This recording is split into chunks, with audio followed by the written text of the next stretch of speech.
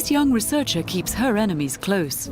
They are stocked in refrigerators and glass containers, sterilized to avoid bacterial and fungal contamination.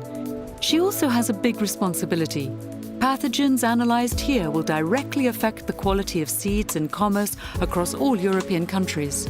Questo è un patogeno molto pericoloso, può essere trasmesso mediante seme. Pensate, uno solo di questi semi è sufficiente per diffondere la malattia in tutto il mondo. Quello che facciamo qui è quello di adottare misure di prevenzione e di lotta nei confronti di questa malattia, così come altre malattie che possono seguire la stessa via di diffusione.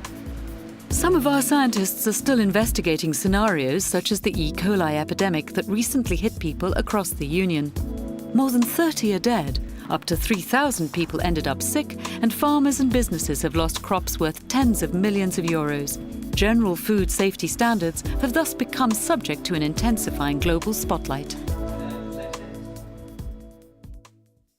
With a global population tipped to exceed 9 billion by 2050, the security of the world's food supplies is tenser now than ever. But can we do more to protect the food we have? Depending on their capacities, countries respond differently to biosecurity threats. The food and drink sector is one of the largest manufacturing sectors in terms of turnover and employment in Europe. It is of vital importance to our economy. Europeans, together with the USA and the Middle East, have recently joined efforts to maximize their response to possible contamination. Agrinova opened in 2011. As the lead partner of the Plantfoodsec project, it provides an independent and centralized emergency response center for disease outbreaks and for chemical and biological plant-related threats and events. The main objective is to evaluate the risk posed to agriculture in Europe and also to the agro-food sector by the deliberate introduction of plant pathogens and pests. At the end of the project, we would like to build a virtual center of competence on biosecurity. It is estimated that at least 10% of our global harvests are still lost to plant disease each year. Contamination can come from many sources. It can be blown across our countryside, or it can arrive attached to the hulls of vessels from ports all around the world. Avian influenza, H5N1 or E. coli are only two examples.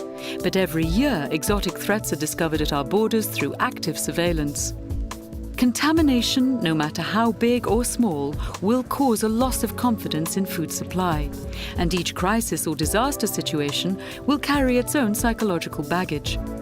Public health professionals of the Plantfoodsec project have learnt to acknowledge the mental stresses that the population will experience and to apply appropriate response strategies. Plantfoodsec is an example of a European response to the increasing demands for risk assessment, prevention, response and recovery activities. However, disaster management of the 21st century goes beyond incident response and post-event activities. Given the heterogeneity of crises, creating a one-size-fits-all model is nearly impossible. Yet an obvious need exists for an effective risk communication for crisis intervention. I think that the point is not to use communication tools only when a crisis comes up, as we have seen recently, but to maintain a continuous stream of communications with stakeholders and general public and media, keeping them informed that there are scientists working on it. I think that the point is use correct information, scientific-based information. This is the challenge. We're ready to take it up. The development of crop biosecurity as a field of research is relatively new in the EU, but Plantfoodsec's network of excellence could serve as a model to guide other nations in how to improve food safety, transfer knowledge, and prevent and respond to biological threats to the world's crops and forests.